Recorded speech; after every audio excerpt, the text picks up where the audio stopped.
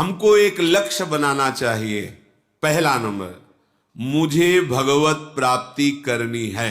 पहले ऐसे सोचो, बस ये बात यहां तुम्हें नहीं सोचनी है। हम तो गृहस्थ हैं, हमारा तो ये कर्तव्य है, हम तो ऐसे भोग भोगते हैं, हम तो नीच हैं, पापी, हम कहां भगवत प्राप्ति। ये तो बड़े पवित्र जितेंद्रीय महात्माओं का विषय नहीं। आपसे प्रार्थना करते हैं, पारसमणि ये नहीं देखती कि ये लोहा पंडित जी के घर का है या लोहा किसी के गला काटने वाला है। जहां छूती उसको सोना बना देती है। हमारे श्री भगवान का नाम ऐसा महामणि, ऐसा महामहिमा में घोर पापाचारी भी यदि राधा राधा राधा, तो जब एक प्राकृतिक मणि अपने प्रभाव से भेद ना देख करके उत्तम अधम का और उससे स्वरूप सोना बना देती है, अपनी महिमा प्रकाशित कर देती है, तो नाम फिर ये तो चिदानंद है। ये क्या देखेगा कि तुम पापी हो कि पुण्यात्मा हो, तुम्हें भगवत धाम प्रदान कर देगा। हमें अपनी तरफ नहीं देखना, हमें प्रभु के नाम की तरफ, उनकी महिमा की तरफ देखना है। तो पहला, मुझे इसी जन्म में भगवत प्राप्ति करनी है। ये तुम्हें सोचना है। क्या है भगवत प्राप्ति तुम नहीं जानते, बस सुन लिया कि मुझे भगवत प्राप्ति करनी है, आप इतना निश्चय कीजिए। दूसरा, आपकी बुद्धि का काम होता है सुख विचार करना। इस भोग में सुख है, इस भोग में सुख है। जब तक वो निश्चय नहीं करेगी, मन कोई कार्य नहीं कर सकता। ध्यान रखना, बुद्धि का निश्चय ही मन को संकल्पित, और संकल्प ही इंद्रियों का क्रियाओं में, भोगों में उतरना होता है। दूसरा नंबर, बुद्धि जब आपके किसी भोग का सुख में विचार करने लगे, उसी समय काटो। अगर इनमें सुख होता तो सब सुखी हो जाते। सुख तो श्री भगवान में है, क्योंकि पहला लक्ष्य बनाया भगवत प्राप्ति। तो जहां बुद्धि तुम्हें अधर्म के भोगों की तरफ सुख दिखावे कि अगर ये भोग मिल जाए तो मुझे सुख मिलेगा, तत्काल उस समय सत्संग की बात लाओ। अगर ये सुख होता तो अभी अनंत जन्मों तक हम ही भोगते रहे, सुखी हो जाते। लेकिन नहीं, सुख तो श्री भगवान के चरणों में है। चाहे जो कुछ करके देख लो। बड़े बड़े महापुरुषों का अनुभव, काकभूषुंड जी श्री गरुण जी महाराज से कहते, कोई ऐसी योनि नहीं जिसमें मैं जन्मा ना हो, कोई ऐसा कर्म नहीं जो मैंने किया ना हो, कोई ऐसा भोग नहीं जो भोगा ना हो, कोई ऐसा पद नहीं जिस पर मैं बैठा ना हो, लेकिन आज जो मैं राम भजन करके सुखी हो रहा हूं, अब तक ऐसा कभी कहीं सुख नहीं मिला। सुखी न भयो आज की नहीं, सकल कर्म करी थके गुसाई। एक विशेष परमानंद, एक विशेष प्रसन्नता केवल भगवत प्राप्ति करने के निश्चय में आने लगती है। जहां निश्चय हुआ, पूर्व के जितने पाप है थर्रा उठते हैं कि अब भस्म हो जाऊंगा। निश्चय तो बुद्धि का काम है, निश्चय करना। ये तुम्हें धोखा देगी, ये भोग भोग लेते हैं, ये अमुक अमुक। उसी समय तुम्हें सत्संग के वाक्यों से उसे काटना है। शास्त्र असत चिंतन को काटने के लिए शस्त्र है। नहीं, हमने सत्संग में सुना है, शास्त्रों में पढ़ा है। महाराज ययाति अपने पुत्र की 1000 वर्ष की आयु को भोगा, पुत्र की भी, पर कोई सुख का अनुभव नहीं हुआ। तो उन्होंने निर्णय किया कि अजितेंद्रीय पुरुष को यदि विश्व के सब जौ धान सुख भोग शरीर मिल जाए तो भी उसे तृप्ति नहीं हो सकती। इन वाक्यों से हम अपनी बुद्धि की असत भोग निश्चयात्मक भाव को काट दे। नहीं नहीं, सुख तो प्रभु में है, भले अभी नहीं मिला लेकिन है प्रभु में। संतों से सुना है, शास्त्रों में, और प्रमाण है कि सब भोग ही भोग रहे, पर सब अशांत हैं, क्लेशित हैं, दुखी हैं, विषाद युक्त हैं। जो विषाद रहित है वो तो भगवान का भजन करने वाला, जो सच्चाई से भजन में चलता है, उसका हृदय प्रफुल्लित रहता है। तीसरा, मन का काम है मनन करना। ऐसा कर ले तो सुखी हो जाएंगे। बुद्धि से निश्चय और मन संकल्प विकल्प करता है। बस भगवान ने आदेश किया है, मय्येव मन आधत्स्व मयि बुद्धिम निवेशय, परमानंद में डूब जाओगे। सावई मनः कृष्ण पदारविंदयो। बार बार मन के संकल्प को विवेक के द्वारा काटिए। नहीं नहीं नहीं भोगना हमें। जो असत अधर्म आचरण से भोग मिलते नहीं भोगना। जो धर्मयुक्त भोग हैं वो भगवत समर्पित करके भोगना, वो तुम्हारे जीवन में मंगलदायक होगा। लेकिन जिसे निषेध किया गया है अधर्म युक्त भोग भोगना, वो तुम्हारा पतन कर देंगे, तुम्हारा नाश कर देंगे। अये मन, अब तक तूने जो कहा मैंने किया, उसका परिणाम देखा, दुर्गति। अब तुम्हें वही करना होगा जो हमने गुरुजनों से सुना है, शास्त्र से सुना है। अब तेरी मनमानी नहीं चलेगी। मन को रोकना सीखो, मन से अलग होना सीखो। तुम मन नहीं हो। जो मन मांग रहा है वो तुम्हारी मांग नहीं है। बस इतना अगर तुम्हारे दिमाग में बैठ गया ना, तो तुम इस मन को परास्त कर दोगे। पर होता क्या है, हम मन में अब हमारा मन नहीं लगता, अब हमें वो चाहिए, हमें चाहिए। अब तुम्हें कोई नहीं बचा सकता। हां, मन मांग रहा है दुष्ट, तू धर्म विरुद्ध भोग मांग रहा, कभी नहीं दूंगा, चाहे जितना जला ले मुझे, नहीं दूंगा। ठीक हो जाएगा, उसी समय शांत होने लगेगा। पर हमारी दुर्दशा है, हम मन को अलग न मान करके अपना स्वरूप मान लेते हैं, अपनी मांग मान लेते हैं, और उसके संकल्प में सहयोग करके हम पतित हो जाते हैं भोगों में जिनका निषेध किया गया है। उसमें हम सुख खोजने लगते हैं। चौथा, इंद्रियां। ये जो इंद्रियां हैं, देखना, सुनना, स्पर्श करना, सूंघना, स्वाद लेना, ज्ञानेंद्रियां और कर्मेंद्रियां, इनके द्वारा जितनी चेष्टा हो वो धर्मयुक्त हो और भगवत समर्पित हो। जैसे कोई बहुत सुंदर दिखाई दिया, हाँ, इसमें सुंदरता हमारे श्री कृष्ण की है। अगर श्री कृष्ण इसके हृदय से अंतर्धान हो जाए तो अभी ये मर जाएगा, अभी इसके शरीर को जलाना पड़े। ये जो कुछ अच्छा लग रहा है वो प्रभु अंदर है, इसलिए अच्छा लग रहा है। कहीं भी प्रकृति में कहीं भी कुछ भी अच्छा लग रहा है तो परमात्म तत्व है, इसलिए अच्छा लग रहा है। कोई भी भोग, कोई भी वस्तु, कुछ भी जो देखना सुनना, हाँ ये बहुत अच्छा गा लेता है क्योंकि भगवान इसके हृदय में बैठे। ये बहुत विद्वान है क्योंकि भगवान हृदय में बैठे। हमें हर समय हर इंद्रिय की चेष्टा को भगवत भाव में बदलना है। ये बहुत बुरा करता है क्योंकि तमोगुण से युक्त भगवान की लीला हो रही ना, इसलिए ऐसा दिखाई दे रहा है। जैसे बहुत सच्चा आदमी, बहुत पवित्र आचरण करने वाला, कभी कोई व्यसन नहीं करता, पर उसे रंगमंच पर दुष्टता का रोल मिला है, तो वो तुम्हें पीते हुए नजर आएगा, लड़खड़ाते नजर आएगा, वो आपको गंदी आदतें वाली बातें करते नजर आएगा, गंदी क्रियाएं करते, लेकिन वो पीछे बहुत अच्छा है। कभी एक बूंद शराब नहीं पी, कभी किसी को दुख नहीं दिया, पर वो स्वांग में उतने समय के लिए उसको ऐसा रोल मिला है। ऐसे ही मेरा परब्रह्म परमात्म तत्व तमोगुण का रोल कर रहा है, रजोगुण का रोल कर रहा है। विवेक के द्वारा तत्काल, चाहे बाहर हमें बुरा दिखाई दे या बाहर अच्छा दिखाई दे, दोनों में भगवत भाव तत्काल लगाना है। बिल्कुल आनंद में हो जाओगे। पर ये वही कर सकता है जो सत्संगी है और नाम जप करता है। पांचवा, जीवन में तुम्हारे पास जो कुछ भी है, समय सबसे बड़ा धन है जिसकी आप लोग किसी भी तरह से मात्र बुद्धि नहीं रखते। समय से बढ़कर कोई वस्तु नहीं। कई बार सत्संग में कहा है, मानो आपकी अवस्था 60-70 वर्ष की हो गई, जीवन भर धन कमाया, खूब सब वैभव है, अब आखिरी समय आ गया, श्वास अंतिम चल रही है, अब आप कह दो कि पूरे जीवन की कमाई दे दूंगा, एक श्वास और ले लेने दो।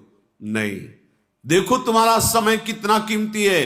पूरे जीवन से कमाए हुए धन से एक श्वास भी ऐसे नहीं ले सकते, वहीं रुक जाएगी। नहीं कीमत है ये वैभव सम नहीं है। कितना कीमती समय है।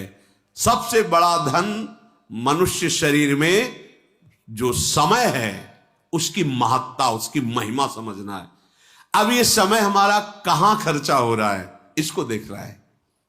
अगर आप भगवत स्मरण रहित हैं, भगवत भाव रहित हैं, तो जो भी कर रहे हैं वो सब कर्म है और वो कर्म बांधने वाला है और उसे तुम्हें भोगना पड़ेगा, शुभ हो या अशुभ हो।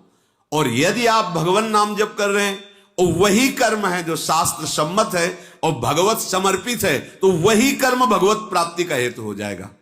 कुछ नया कर्म नहीं करना। यत करोषि, भगवान आदेश कर रहे हैं, जो समय मिला है उस समय में तुम जो भी कर्तव्य कर्म कर रहे हो उसे प्रभु को अर्पित कर दो, प्रभु का स्मरण करते हुए भगवत भाव से, तो वो कर्म योग हो गया और वही कर्म योग आपको भगवत प्राप्ति करा देगा।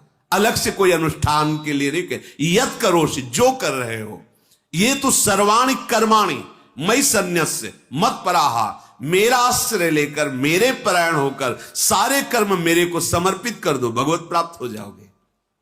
बहुत सुंदर बात, ये समझ में सबके नहीं आती। भगवान कह रहे ये तो सर्वाणि कर्माणि मयि सन्न्यस्य मत पराहा अनन्ये नैव योगेन माम ध्यायन्तु उपास तेषामहं समुद्धरता मृत्यु संसार सागरात, उसे मैं इस भयावह संसार समुद्र से स्वयं पार कर देता हूं। तो जीवन का सबसे बड़ा धन समय, उसको हम जहां खर्चा कर रहे हैं, सार्थकता उसकी तभी होगी जब नाम स्मरण, भगवत स्मरण, भगवत आश्रय लेकर भगवत भाव से करेंगे, प्रभु को समर्पित करने के लिए करेंगे, समय सार्थक हो जाएगा, सत्य हो जाएगा। छठवां, चित्त का काम है चिंतन करना। देखो ये छलांग लगाता रहता है, जैसे बानर है ना, एक डाल से दूसरी डाल, ऐसे आप चुपचाप देखो इसकी चिंतन वृत्ति, कभी संसारिक वृत्ति, कभी द्वेष की वृत्ति, कभी राग की वृत्ति, वो अपने आप ऐसे छलांग लगाता घूमता है। अब आपको इसकी छलांग रोकनी है। योग में चित्त वृत्ति का निरोध करके परमात्मा आत्म स्वरूप में स्थित करते, और भक्ति में मुरारी पादार्पित चित्त वृत्ति, एक एक वृत्ति हमें प्रभु के चरणों में समर्पित करनी है। चित्त चिंतन कर, बार बार हटाओ चिंतन, संसार में जो जा रहा है बार बार प्रभु में लगाओ, या जहां चिंतन जा रहा है वही प्रभु का भाव कर लो। जब सृष्टि नहीं थी तब प्रभु थे, जब सृष्टि नहीं रहेगी तो प्रभु रहेंगे, तो बीच में जो कुछ बना हुआ है सब प्रभु हैं। जहां पदार्थ, वस्तु, व्यक्ति, स्थान का चिंतन होने लगे उसमें इसके हृदय में भी श्री कृष्ण है, ये श्री कृष्ण ही बने हुए, भजन हो गया, अनन्य भजन हो गया। चित्त का काम है चिंतन करना, और सदैव तुम्हारा चिंतन प्रभु से जुड़ा रहे। सातवां, आसक्ति, जिसे हम लौकिक भाव में प्रेम कहते हैं, वो प्रेम नहीं होता। जो शरीर को लेकर, स्वसुख भोग वासना को लेकर होता है उसे प्रेम नहीं कहते, उसे आसक्ति कहते हैं, काम कहते हैं, राग कहते हैं, मोह कहते हैं। और वही जब सच्चिदानंद प्रभु की तरफ मुड़ता है तो उसे अनुराग कहते हैं, प्रेम कहते हैं। हम लोग जो प्रेम का भाव समझे हैं वो स्वार्थ से युक्त होकर प्रेम के बाना पहन करके काम ही नाटक कर रहा है। हम किसी से भी लगाव करते हैं तो अपनी कामना की पूर्ति के लिए करते हैं, उसको सुख देने के लिए नहीं करते। देख लीजिए, अगर उसको सुख देने के लिए है तो अधर्म आचरण हो ही नहीं सकता, क्योंकि अधर्म आचरण से ना उसको सुख मिलेगा ना आपको सुख मिलेगा। धर्म ही है जो सुख पहुंचाता है। यह स्वसुख वांछा ही हमें आसक्ति में फंसा देती है। अब ये नशा नहीं छूट रहा क्योंकि हमें उससे सुख का भाव बन गया। इस शरीर का आसक्ति नहीं छूट रही क्योंकि हमने समझ लिया है कि इसमें सुख है। ये अमुक अमुक अमुक, जहां भी जगत में आपकी आसक्ति है वो सुख भोगने की लालसा से हुई है, और वहां सुख है नहीं, सुख है श्री भगवान में। तो क्या करें? अपनी आसक्ति को धीरे से छुड़ावें। जल्दी से क्यों नहीं? क्योंकि फिर आप ऊब जाएंगे। ये आसक्ति का भाव यही है कि ये तो आसक्ति है, कहीं भी आ सकती, किसी से भी आ सकती है, लेकिन जा नहीं सकती है, आ सकती है। और आसक्ति चलने की गति न रहने दे, उसको कहते हैं। अमुक व्यसन के ये आसक्ति दुर्गति का प्रधान कारण ये आसक्ति बन जाती है, और सदगति का प्रधान कारण यही आसक्ति बन जाती है। भगवान कपिल देव जी माता देवहूति से कहते हैं, हे मां, ये जो संसार के शरीर वस्तु आदि में आसक्ति है, यही आसक्ति यदि संत महात्माओं से, भगवत प्रेमी जनों से हो जाए तो मोक्ष का खुला हुआ द्वार है। अर्थात यही आसक्ति उसको मोक्ष पदवी पे पहुंचा देती है और यही आसक्ति उसकी दुर्गति कर देती है। 8वां, राग द्वेष, अर्थात जो अच्छा लगा उससे राग हो जाता है, जो बुरा लगा उससे द्वेष हो जाता है। जो हमारे अनुकूल हुआ वस्तु व्यक्ति स्थान उससे राग हो जाता है, जो प्रतिकूल हुआ उससे द्वेष हो जाता है। यही राग द्वेष हमें बांधे हुए है। राग द्वेष दोनों खोइए तब खोजी पद निर्वाण। कोई गुरु कृपा पात्र ही अंदर की वृत्ति को पहचान पाता है कि इस समय रागात्मक चिंतन चल रहा है या द्वेषात्मक चिंतन चल रहा है या भगवत चिंतन चल रहा है, ये देखना है। सदैव हमारी वृत्तियां ये दो तार में घूमती रहती, जैसे बिजली आती है ना, तो एक गरम एक ठंडा, ठंडा अनुकूल राग, गरम प्रतिकूल जलाने वाला। इन्हीं दोनों में हमारी जीवनी शक्ति विचर रही है। देख लो, कोई रागात्मक चिंतन, कोई द्वेषात्मक चिंतन। अगर राग द्वेष का कनेक्शन कट जाए तो अभी आप आनंद में डूब जाएंगे, क्योंकि आपका स्वरूप ही है सुख राशि, चेतन अमल सहज सुख राशि। आपको कोई निर्मल करने की जरूरत नहीं है, आप कभी मलिन हुए ही नहीं। चेतन अमल, अमल कोई मल आपको छू नहीं सकता। आप चैतन्य घन हैं, मल जड़ शरीर के द्वारा किए हुए कर्म है, वासनाओं के द्वारा भोगे हुए अधर्मयुक्त विषय है। आपका स्वरूप कभी मलिन नहीं हुआ, यह आपको अनुभव में आ जाएगा। तो कैसे हुआ? अमल सहज सुख राशि, सहज सुख, बिना किसी साधना बिना किसी क्रिया के जो सुख का स्फुरण होता है उसे सहज सुख कहते हैं। जो सहज सुख है वही श्री जी बरसाती, इसलिए उन्हीं का नाम बरसाने वाली। बरसंत में वो सहजाद्भुत सौख्य धाराम श्री राधिका चरण रेणु महामिश्मरामी। इसलिए आंतरिक चिंतन को राग द्वेष से बचाइए, राग द्वेष के कनेक्शन को काटिए। कैसे काट सकते हैं? उनमें प्रभु विराजमान है, इस भावना से, ना किसी से नफरत द्वेष और ना किसी से आसक्ति राग। 9वां, परिस्थिति में सम रहना। चाहे जितनी भी, ऐसा होता है बड़े बड़ों के जीवन में आता है, कभी बहुत आनंद के अवसर आते हैं, कभी बड़े दुख के अवसर आते हैं, कभी बड़ी विपत्तियां आती तो कभी संपत्तियों का अंबार लग जाता है। उपासक को संपत्ति अनुकूलता आने पर, सम्मान मिलने पर हर्ष नहीं होना चाहिए, और विपत्ति सब लुट जाने पर शोक नहीं होना चाहिए। ऐसा कैसे हो सकता है? ऐसा इसलिए हो सकता है कि उसने महान धन को प्राप्त कर लिया, वो श्री भगवान का नाम, राधा राधा राधा। ये संपत्ति आई, श्री जी का दुलार है, राधा राधा, सब छिन गया। तो क्या परेशानी, श्री जी है ना, अनंत ब्रह्मांडों के स्वामी, जिनके अधीन वो हमारी श्री जी है। ये क्या संपत्ति, वो एक सेकंड में ऐसी व्यवस्था कर देंगी जो हम सोच नहीं सकते। क्या विषाद होगा, क्या शोक होगा? अपने हृदय में प्रत्येक परिस्थिति में समान भाव रखना, ना तो बहुत गर्वीली वृत्ति आ जाना कि बहुत अब धन आ रहा है, लोग बहुत, वो सब तुम्हारे पतन का कारण हो जाए। अब तो कोई पूछता नहीं, सब जा रहा है, अब क्या होगा, अब बहुत मंगल होगा, क्योंकि मेरे प्रभु मेरे साथ हैं।